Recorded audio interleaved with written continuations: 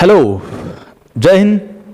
Welcome back to this last part of the poem, The Inchcape Rock, which is written by Robert Southey. We have seen in this poem earlier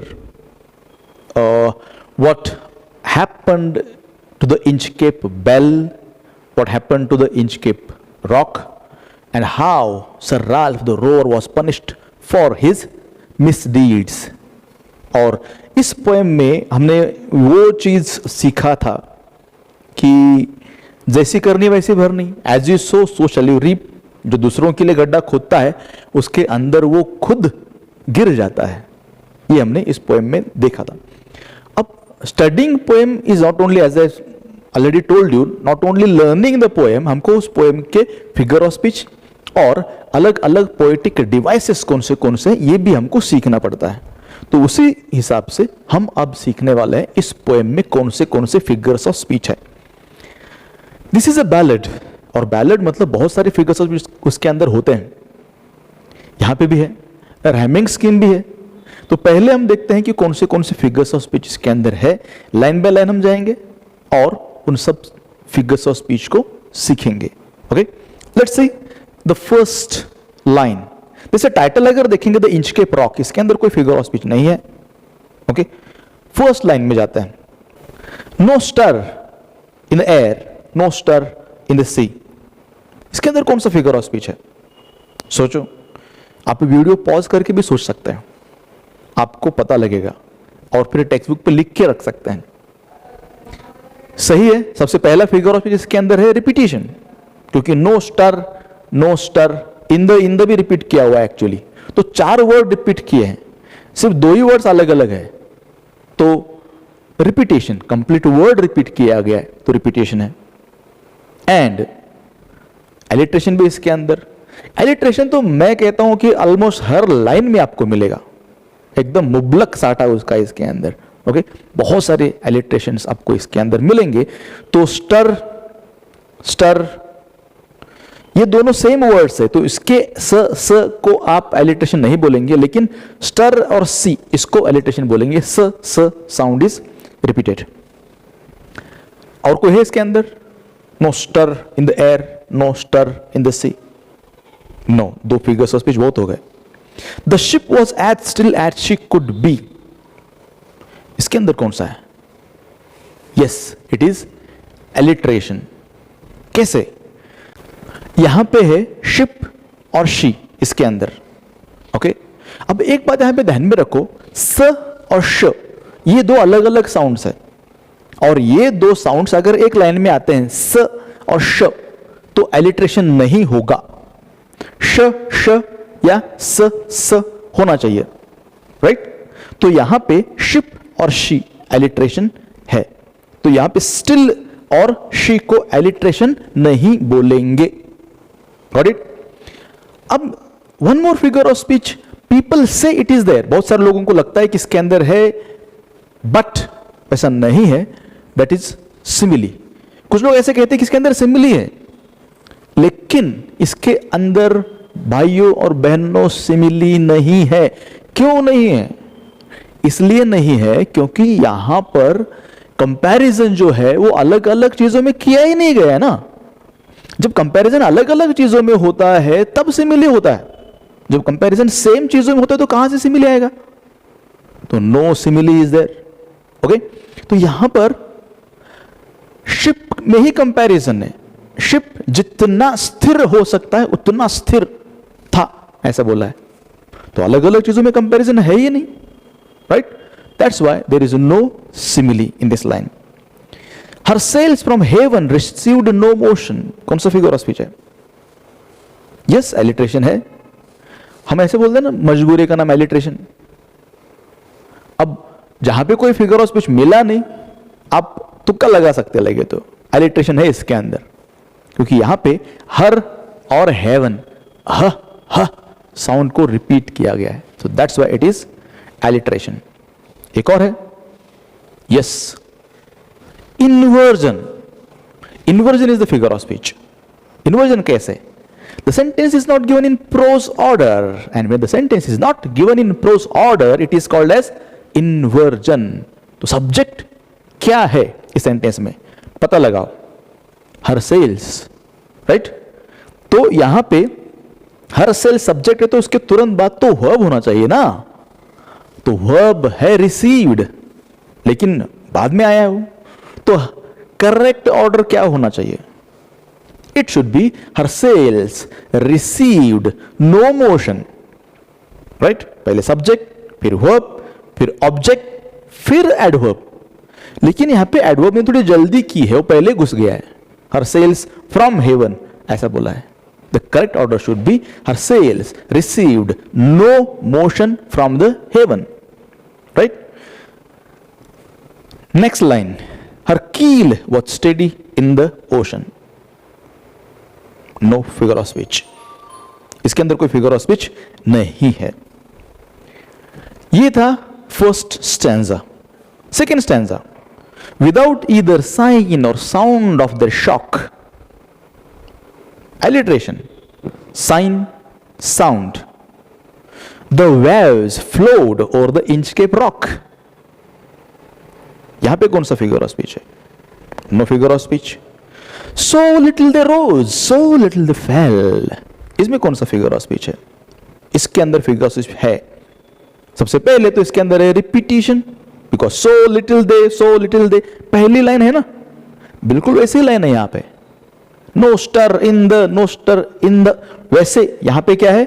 so little they, और एक word अलग अलग है.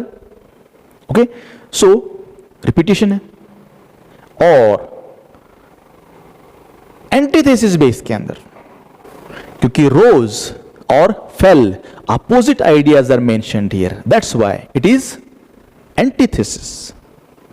और inversion भी है इसके अंदर. इन्वर्जन कैसे है? इन्वर्जन यहां पे देखेंगे, so little they rose. What is the subject? Inversion बोले तो सबसे पहला काम आपको यह करना पड़ेगा, you have to find out the subject. और इस सेंटेंस में सब्जेक्ट क्या है? दे. तो दे पहले आना चाहिए. वर्ब रोज तो बाद में आना चाहिए. और सो लिटिल लास्ट में आना चाहिए. दे रोज सो लिटिल, दे फेल सो लिटिल, ऐसा होना चाहिए था, लेकिन ऐसा हुआ नहीं है. That's why it is inversion. They did not move the Inchcape bell. No figure of speech is there in this line. Let's move to the third stanza. The abbot of Aberbrothock. है कोई इसके अंदर? नहीं, यहां पे figure of speech नहीं है. मुझे मालूम है कुछ लोग सोच रहे कि सर यहां पे आइलिट्रेशन है, लेकिन यहां पे आइलिट्रेशन नहीं है, क्योंकि एबट ऑफ एबरब्रॉथक ये जो है इसमें अ साउंड रिपीट किया, मतलब ए साउंड रिपीट किया है, और वो वावेल है. और जब वावेल रिपीट होता है तो वो एलिट्रेशन नहीं होता है. Correct? Good. Had place that bell on the Inchcape rock. No figure of speech. On a buoy in the storm it floated and swung. Inversion. Correct order, subject ढूंढो. It floated and swung on a buoy in the storm, ऐसा होना चाहिए. Subject verb adverb ऐसा है. Adverb phrase यहां पे दो prepositional phrase as an adverb use किए हुए हैं. And over the waves its warning rung. यहां पे भी इन्वर्जन है. Subject it's warning, verb rung. कैसे? ओवर द वेव्स, तो it should be and its warning rung over the waves, so it is inversion. दूसरा फिगर ऑफ स्पीच इसके अंदर है onomatopoeia. Yes, onomatopoeia, because rung indicates a sound, और sound दिखाने वाला शब्द अगर किसी लाइन में होता है तो हम उसको बोलते हैं onomatopoeia. So it is onomatopoeia. Last figure of speech इसके अंदर है वो है अपना वही पेट, प्यारा, alliteration. You will find alliteration there. और इसके अंदर alliteration है क्योंकि waves और warning, WW is repeated. Next stanza. When the rock was hit by the surge swell. इसके अंदर कौन सा figure of speech है? We have here alliteration. Surge, swell. S sound repeat किया गया है. The mariners heard the warning bell. The mariners heard the warning bell. इसके अंदर भी कोई figure of speech नहीं है. And then they knew the perilous rock. यहां पे figure of speech है. And that is then they. The sound repeat किया गया है. So it is alliteration. Then they repeat किया गया है. Next is and blessed the abbot of Aberbrothock. There is no figure of speech. भले यहाँ पे and abbot aber ऐसा आया है लेकिन यहाँ पे alliteration नहीं है. Let's move to the next stanza. The sun in heaven was shining gay. कौन सा figure of speech इसके अंदर? Yes, it is inversion. The sun was shining gay in the heaven. ऐसा होना चाहिए. It is inversion. All things were joyful on that day. No. अभी यहां पे देखो all things. Things में जो है जो साउंड आता है वो आता है थ और that में भी स्पेलिंग TH ही है लेकिन उसका साउंड आता है द. तो एक जगह पे साउंड थ है एक जगह पे साउंड द है. स्पेलिंग भले ही सेम हो लेकिन उसका प्रोनाउंसिएशन अलग अलग होने की वजह से इसका एलिट्रेशन नहीं हो सकता है. और यही हमको सीखना है एलिट्रेशन के अंदर कि spelling doesn't matter, the pronunciation matter, क्योंकि this is a figure of speech which is related to sound, not the spelling. It is not structural figure of speech, it is vocal figure of speech. Sound वाला figure of speech के अंदर है. The sea bird screamed as they wheeled around. कौन सा figure of speech है? Alliteration है इसके अंदर. सी बर्ड स्क्रीम्ड ऐसा उसके अंदर दिया हुआ है, राइट. और ऑनोमेटोपिया भी है इसके अंदर because screamed this word indicates sound. Okay, onomatopoeia screaming sound दिखाने वाला है. And there was joyance in their sound. There ये होमोफोन्स है यहां पे. देयर ओके, तो इसको हम बोलेंगे एलिट्रेशन. द साउंड आया है. The buoy of the Inchcape bell was seen. Alliteration. ब साउंड इसके अंदर आया है. A darker speck on the ocean green. यहां पे कौन सा है? It is the inversion. Inversion कैसे है? इन्वर्जन यहां पे देखेंगे ocean green. Adjective should come before the noun, लेकिन एडजेक्टिव यहां पे नाउन के बाद आया है और एडजेक्टिव नाउन के बाद आया मतलब इन्वर्जन किया हुआ है राइमिंग स्कीम मैच करने के लिए. Sir Ralph the row or walked his deck. Ralph row or alliteration. He fixed his eye on the darker speck. Alliteration. He, his. He felt the cheering power of spring. कौन सा है? Yes, it is onomatopoeia. Cheering. It indicates a sound. Okay? He felt the cheering power of spring. इसके अंदर personification भी है. Personification कैसे? Spring has been personified here. Spring has been given the human quality of being cheering to others. Okay? It made him whistle, it made him sing. इसमें आपको मिलेगा repetition. पहले जैसे लाइन है तो वैसे ही है. It made him, it made him. ये ब्यूटी है इस पोएम की. कुछ कुछ लाइन्स ऐसे आए जिसके अंदर सेम वर्ड्स रिपीट किए, एक ही वर्ड अलग यूज किया है. तो it made him सेम है. It is repetition. Or whistle, onomatopoeia. Onomatopoeia because it indicates a sound. And यहां पे आपको पता चलेगा figure of speech personification, because spring has been given the human quality of making somebody whistle to encourage somebody, to force somebody, to persuade somebody to do something. So it is personification. His heart was mirthful to excess. Alliteration. His heart, right? यहां पे सिनेक्डकी एक है. सिनेक्डकी कैसे है? क्योंकि यहां पे बोला हिज हार्ट वॉज मर्थफुल, उसका दिल खुश था, ऐसा बोला है. ओके, और दिल खुश हो ऐसा हो नहीं सकता. तो पूरा का पूरा इंसान होलसेल में खुश रहेगा? वो पूरा का पूरा खुश था, उसका सिर्फ दिल खुश नहीं था. लेकिन पोएट ने बोला है हिज हार्ट वॉज मर्थफुल, बट वो पूरा का पूरा खुश था. A part of body used to indicate a whole body. That's why it is synecdoche. But the rover's mirth was wickedness. The rover's mirth was wickedness. तो यहां पे alliteration मिलेगा. WW रिपीट किया है. And this is paradox. Paradox means where opposite ideas are brought together. और opposite ideas कौन से हैं? यहां पे बोला है mirth wickedness, मतलब किसी का बुरा देखकर, किसी का बुरा करके वो खुश होता था. ऐसा नॉर्मली नहीं होता है ना, ऐसे लोगों के बारे में ऐसा होता है. That's why it is paradox.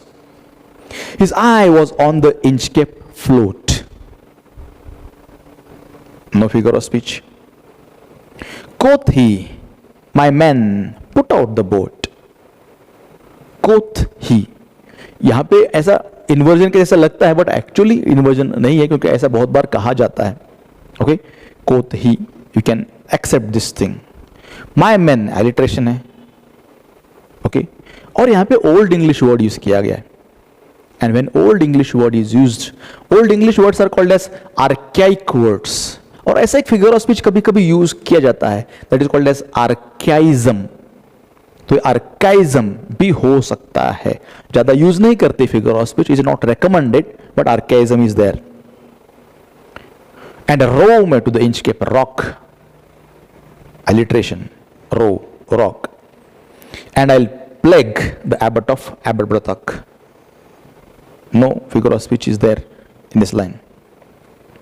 The boat is lowered, the boatmen row.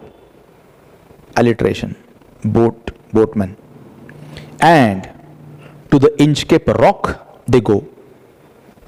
Inversion. They go to the Inchcape rock, ऐसा होना चाहिए. And they go to the Inchcape rock. They subject, go verb. Sir Ralph bent over the boat. Alliteration, bent, boat. And he cut the bell from the Inchcape float. No figure of speech is there. Down sunk the bell with a gurgling sound. बहुत सारे figure of speech इसके अंदर मिलेंगे आपको. सबसे पहले तो इसके अंदर एलिट्रेशन है. संक साउंड भले दूर दूर है, लेकिन कुछ अगर नहीं सूझा तो बोल सकते हैं एलिट्रेशन. कोई फिगर ऑफ स्पीच नहीं आ रही तो एलिट्रेशन. मजबूर है तो मजबूरी का नाम एलिट्रेशन. इन्वर्जन भी है इसके अंदर, क्योंकि सब्जेक्ट इसके अंदर है द बेल, वर्ब है संक, तो it should be the bell sunk down with a gurgling sound, ऐसा होना चाहिए. ऑनोमेटोपिया भी है इसके अंदर. Gurgling, this indicates a sound, so it is onomatopoeia, gurgling sound. The bubbles rose and burst around. इसमें भी देखो बहुत सारे फिगर्स ऑफ स्पीच है. The bubbles rose and burst around, तो पहले तो ब साउंड का रिपीटेशन किया है, that's why it is alliteration. Okay, rose and burst opposite ideas are there, so it is antithesis. Okay,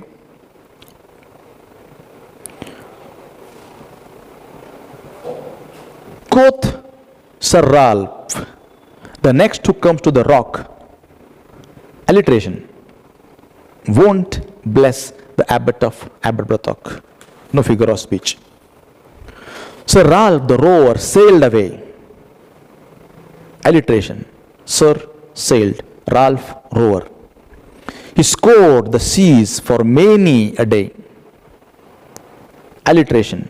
Scored, seas. And now grown rich with plundered store. No figure of speech. He steers his course to the Scotland shore. Alliteration. He, his, steers, and Scotland. So thick a haze overspreads the sky. Alliteration. So and sky. They cannot see the sun on high. Alliteration. See, sun. The wind hath blown a gale all day. It is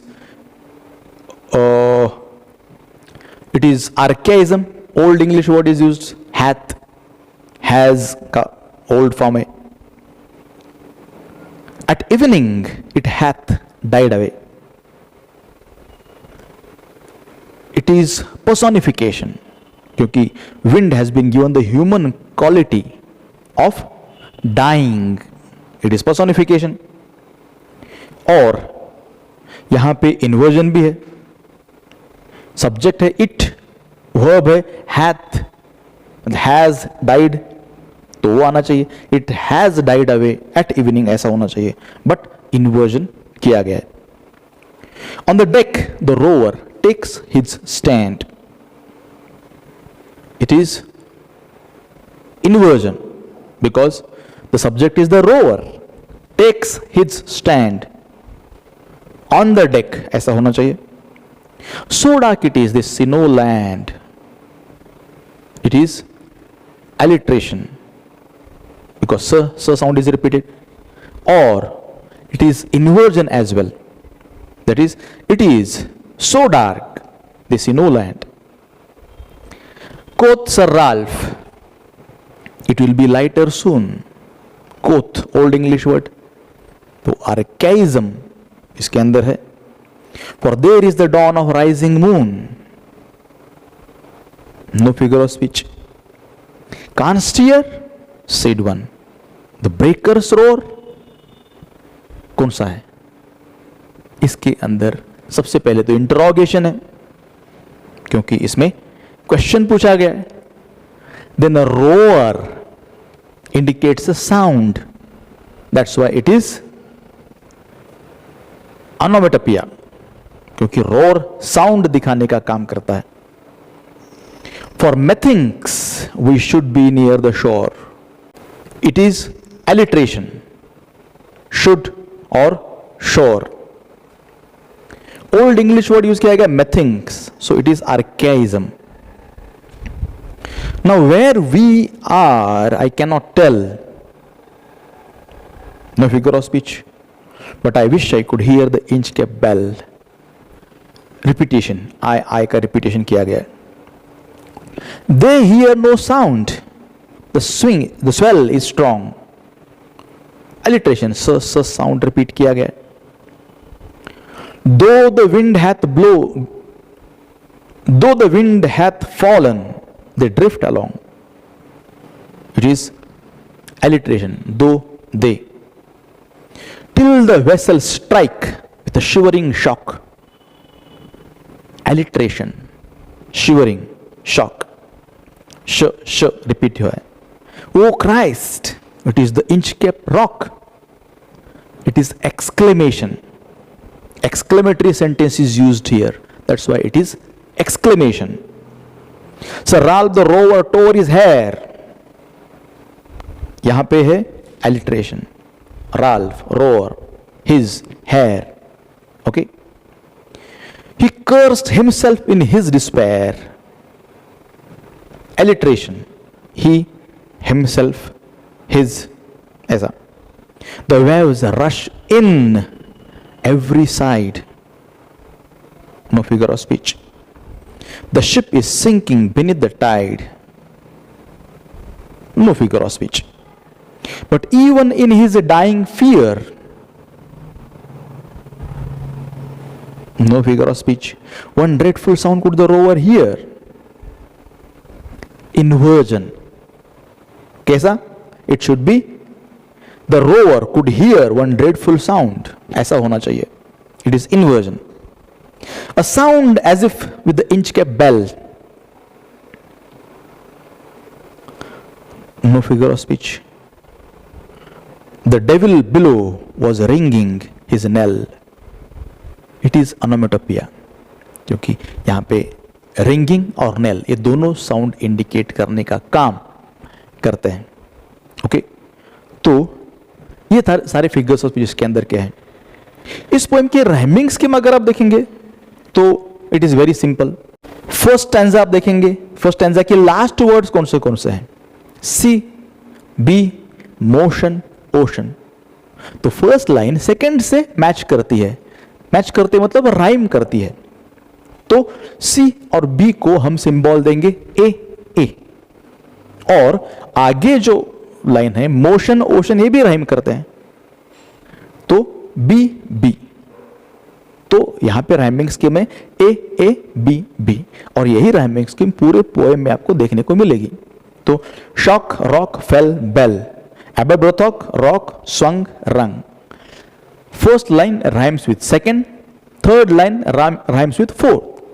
तो इस तरह से A B is the overall rhyming scheme of this poem. Okay, तो इस तरह से आप इस पोएम के बारे में बता सकते हैं. This is a ballad and very wonderfully written, composed poem. I hope you understood. Let's meet soon. Jai Hind.